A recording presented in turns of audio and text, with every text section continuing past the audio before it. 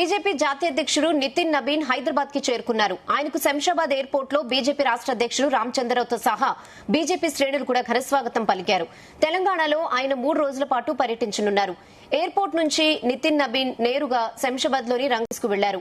నూతనంగా నిర్మించిన పార్టీ కార్యాలయాన్ని ఆయన ప్రారంభించారు. మరి కాసేపట్లో GHMC, Malkajgiri, Cyberabad municipal corporation booth committee నేతలతో నితిన్ నబీన్ సమావేశం కానున్నారు. నాంపల్లి ఎగ్జిబిషన్ గ్రౌండ్స్ లో నిర్వహించిన సభలో ఆయన ప్రసంగిస్తారు. రానున్న ఎన్నికల్లో గెలిచి అధికారంలోకి రావాలని నేతలకు నితిన్ నబీన్ దిశానిర్దేశం చేయనున్నారు.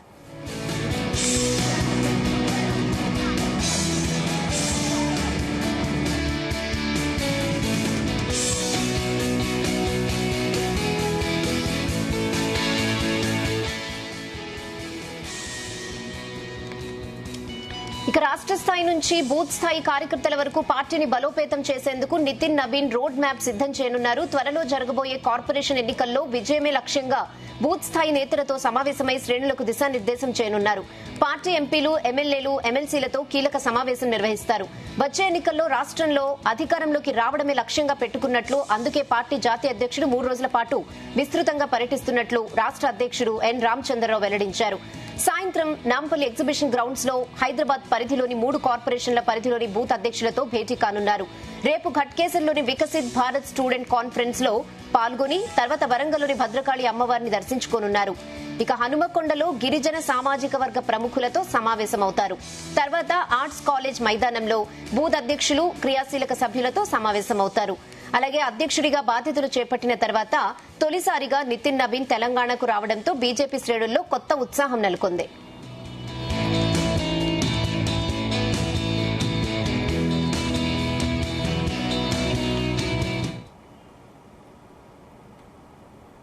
को जनता के बीच में लेके जाते हैं। मैं आज तेलंगाना के इस पावन अवसर पे जो हमारे आज सभी 9 जिलों के कार्यकर्ता जुटे हैं, मैं आज आप सबको इस बात के लिए संकल्प दिलाने आया हूं कि ये कार्यालय मात्र नहीं है, ये एक भवन नहीं है, ये हम सबको एक संकल्प लेने का स्थान है जहां हम अपने भारतीय जनता पार्टी को विचारों को आगे लेकर जाना चाहते हैं। आज के दिन इस पावन धरती पर हम सरदार वल्लभ भाई पटेल जी के इस निजाम को जो गुलामी से मुक्ति दिलाया है, मैं आज उनको भी याद करना चाहता हूं और कहीं ना कहीं उनको नमन करता हूं।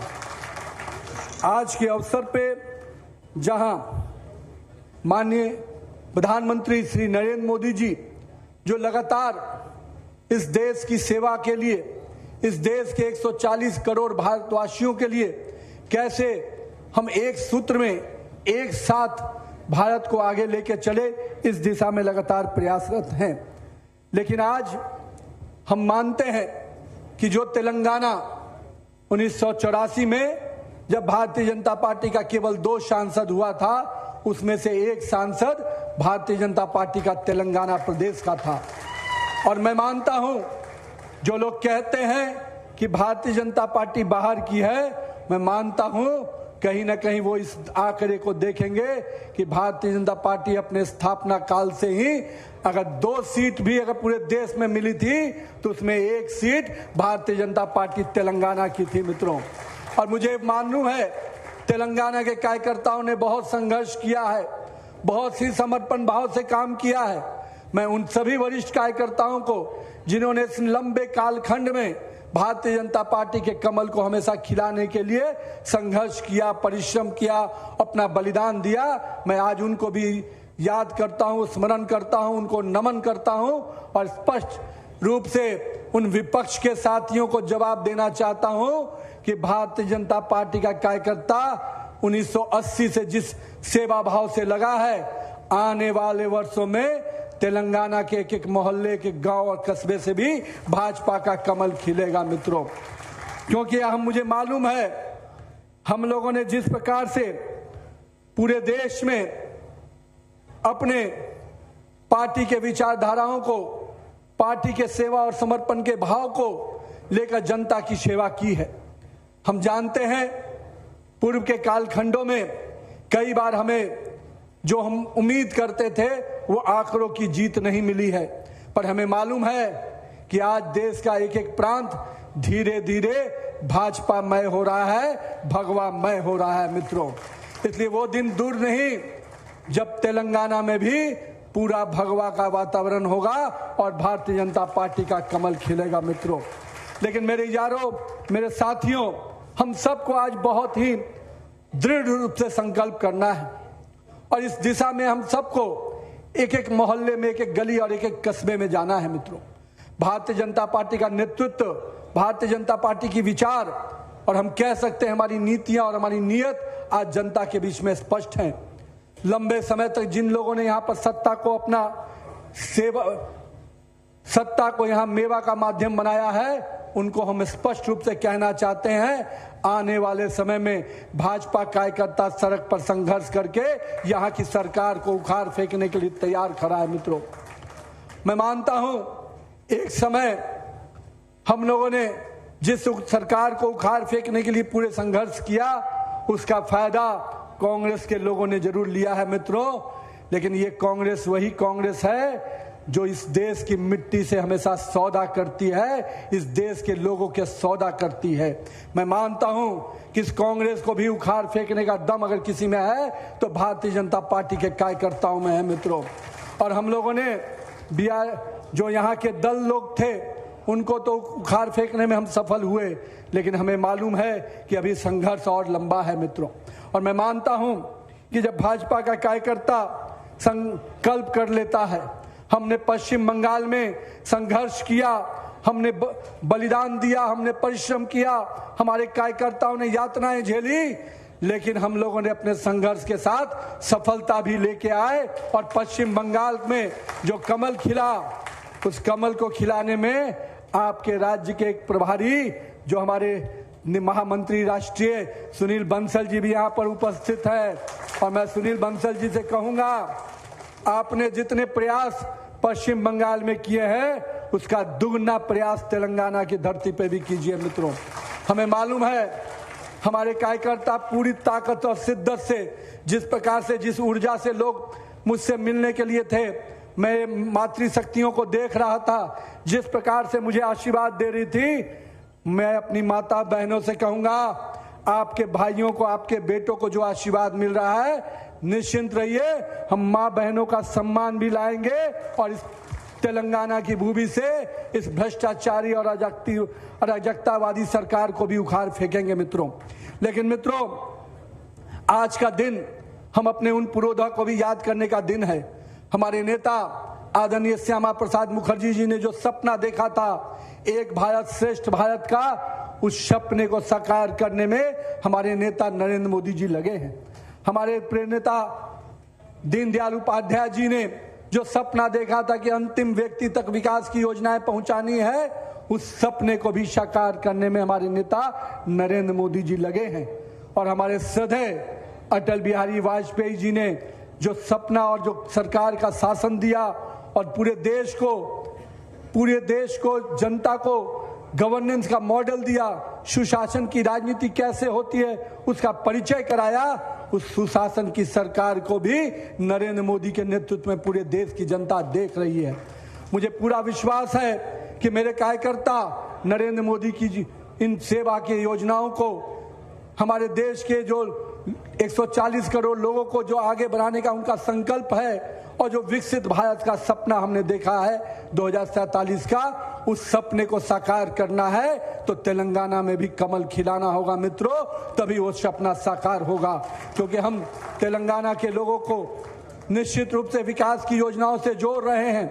नरेंद्र मोदी की सरकार लगातार केंद्र की योजनाओं से तेलंगाना के जनता की सेवा कर रही है, पर मुझे मालूम है जब तक डबल इंजन की सरकार नहीं बनेगी, तेलंगाना को विकास की उस पटरी पर हम नहीं पहुंचा सकते जिसके लिए तेलंगाना को हमको सपना देखा है। मैं आज के दिन अपने सभी पूर्व राष्ट्रीय अध्यक्षों को भी स्मरण करता हूं, उनके मेहनत, उनके परिश्रम को भी याद करता हूं। आज ये जो कार्यालय पूरे देश भर में बन रहा है, ये कार्यकर्ताओं का आश्रम, कार्यकर्ताओं का प्रेरणा का केंद्र बन रहा है। मैं मानता हूं कि हमारे सभी पूर्व राष्ट्रीय अध्यक्षों ने जितना संघर्ष किया, उनके साथ हमारे कार्यकर्ताओं ने जो संघर्ष किया, यही कारण है कि 2 सीटों वाली भाजपा आज विश्व की सबसे बड़ी पार्टी बनकर उभरी है मित्रों। इसलिए मैं मानता हूं 1980 से जो भाजपा का स्थापना हुआ और पिछले 46 वर्षों में हम जिस प्रकार से लगातार जनता का विश्वास जीत रहे हैं, हम देश के कई राज्यों में लगातार सरकारें बना रहे हैं और हमारा लक्ष्य जो है कि हमको भारत को 2047 में विकसित भारत बनाना है। लेकिन मित्रों, 47 का विकसित भारत का सपना तभी साकार होगा जब 2047 में पूर्ण रूपेण भाजपा की वही सरकार नजर आएगी जो आज केंद्र में बैठी है। हम 22 राज्यों में सरकार बना चुके हैं, लेकिन हम मानते हैं कि अभी भी हमें देश की सेवा के भाव से देश के 140 करोड़ लोगों को एक स्वप्न के साथ, एक संकल्प के साथ आगे लेके चलना है मित्रों। और मैं तेलंगाना के उन वीर शहीदों को भी याद करता हूं जिन्होंने इस राज्य के निर्माण में अपनी आहुति दी। मैं उनको आज नमन करता हूं, उनको सदा सुमन अर्पित करता हूं मित्रों। मैं आज के दिन अपने नेत्री आदरणीय सुषमा स्वराज जी को भी याद करता हूं जिन्होंने तेलंगाना के निर्माण में पूरा संघर्ष किया और संसद में तेलंगाना की आवाज को बुलंद रूप से उठाने का काम किया है। मैं आज के दिन अपने सभी उन तेलंगाना में अपने उस संघर्ष के समय में जिन कार्यकर्ताओं ने अपनी जीवन की आहुति दी, मैं अभी हाल ही में जब 2 जून को तेलंगाना दिवस हम लोग मना रहे थे, उस दिन जब मुझे दिल्ली में कार्यक्रम में शिरकत करने का मौका मिला, तो जिस प्रकार से हमारे प्रदेश अध्यक्ष जी, हमारे कई केंद्रीय मंत्री उस कार्यक्रम में उपस्थित होकर मुझे पूरे उस संघर्ष के विषयों को बता रहे थे, तो मुझे लग रहा था इस तेलंगाना के निर्माण में जो सपना देखा गया है वो सपना अभी अधूरा है। उस सपना को पूरा करने का संकल्प हमें लेना है मित्रों। इस तेलंगाना के सर्वांगीण विकास के लिए, इस तेलंगाना को विकास की पटरी पर अग्रणी राज्य बनाने के लिए हमें निश्चित रूप से संघर्ष करना है मित्रों। हमारे लिए राजनीति सत्ता नहीं साधना है, हमारे लिए राजनीति भोग नहीं त्याग है, और हमारे लिए राजनीति ऐशो आराम नहीं तपस्या है। इस भाव से हमें संघर्ष करना है। आइए मिलकर आज के इस कार्यक्रम में जो हमने कार्यालय के निर्माण का उद्घाटन का कार्यक्रम में शामिल हुए हैं, इस कार्यालय को साक्षी मानते हुए, भारतीय जनता पार्टी के कार्यकर्ताओं के परिश्रम को साक्षी मानते हुए, आइए हम लोग सबको मिलकर इस तेलंगाना को विकसित तेलंगाना बनाने के सपने को साकार करने के लिए भारतीय जनता पार्टी का कार्यकर्ता पूरी तरह से सड़क पर उतरेगा और इस सरकार को उखाड़ फेंकने के लिए तैयार रहेगा मित्रों।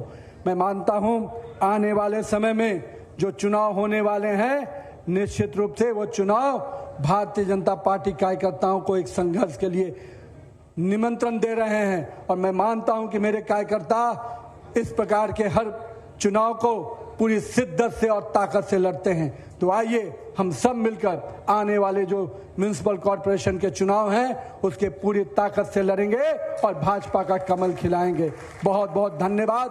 जय हिंद, जय तेलंगाना। भारत माता की, भारत माता की।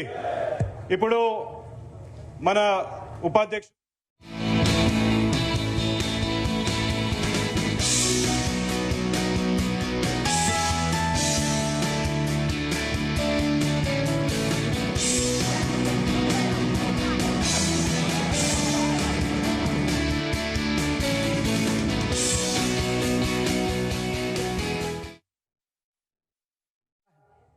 और इस दिशा में हम सबको एक एक मोहल्ले में, एक एक गली और एक एक कस्बे में जाना है मित्रों। भारतीय जनता पार्टी का नेतृत्व, भारतीय जनता पार्टी की विचार और हम कह सकते हैं हमारी नीतियां और हमारी नीयत आज जनता के बीच में स्पष्ट हैं। लंबे समय तक जिन लोगों ने यहां पर सत्ता को यहां मेवा का माध्यम बनाया है, उनको हम स्पष्ट रूप से कहना चाहते हैं, आने वाले समय में भाजपा कार्यकर्ता सड़क पर संघर्ष करके यहां की सरकार को उखाड़ फेंकने के लिए तैयार खड़ा है मित्रों। मैं मानता हूं एक समय हम लोगों ने जिस सरकार को उखाड़ फेंकने के लिए पूरे संघर्ष किया, उसका फायदा कांग्रेस के लोगों ने जरूर लिया है मित्रों, लेकिन ये कांग्रेस वही कांग्रेस है जो इस देश की मिट्टी से हमेशा सौदा करती है, इस देश के लोगों के सौदा करती है। मैं मानता हूं कि इस कांग्रेस को भी उखाड़ फेंकने का दम अगर किसी में है तो भारतीय जनता पार्टी के कार्यकर्ताओं में है मित्रों।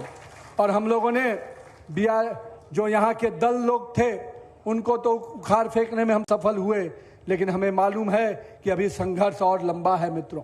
और मैं मानता हूं कि जब भाजपा का कार्यकर्ता संकल्प कर लेता है, हमने पश्चिम बंगाल में संघर्ष किया, हमने बलिदान दिया, हमने परिश्रम किया, हमारे कार्यकर्ताओं ने यातनाएं झेली, लेकिन हम लोगों ने अपने संघर्ष के साथ सफलता भी लेके आए और पश्चिम बंगाल में जो कमल खिला, उस कमल को खिलाने में आपके राज्य के एक प्रभारी जो हमारे महामंत्री राष्ट्रीय सुनील बंसल जी भी यहाँ पर उपस्थित है। और मैं सुनील बंसल जी से कहूंगा, आपने जितने प्रयास पश्चिम बंगाल में किए हैं उसका दुगना प्रयास तेलंगाना की धरती पे भी कीजिए मित्रों। हमें मालूम है हमारे कार्यकर्ता पूरी ताकत और शिद्दत से, जिस प्रकार से, जिस ऊर्जा से लोग मुझसे मिलने के लिए थे, मैं मातृशक्तियों को देख रहा था, जिस प्रकार से मुझे आशीर्वाद दे रही थी, मैं अपनी माता बहनों से कहूंगा, आपके भाइयों को, आपके बेटों को जो आशीर्वाद मिल रहा है, निश्चिंत रहिए, हम मां बहनों का सम्मान भी लाएंगे और इस तेलंगाना की भूमि से इस भ्रष्टाचारी और अराजकतावादी सरकार को भी उखाड़ फेंकेंगे मित्रों। लेकिन मित्रों, आज का दिन हम अपने उन पुरोधा को भी याद करने का दिन है। हमारे नेता आदरणीय श्यामा प्रसाद मुखर्जी जी ने जो सपना देखा था एक भारत श्रेष्ठ भारत का, उस सपने को साकार करने में हमारे नेता नरेंद्र मोदी जी लगे हैं। हमारे प्रेरनेता दीनदयाल उपाध्याय जी ने जो सपना देखा था कि अंतिम व्यक्ति तक विकास की योजनाएं पहुंचानी है, उस सपने को भी साकार करने में हमारे नेता नरेंद्र मोदी जी लगे हैं।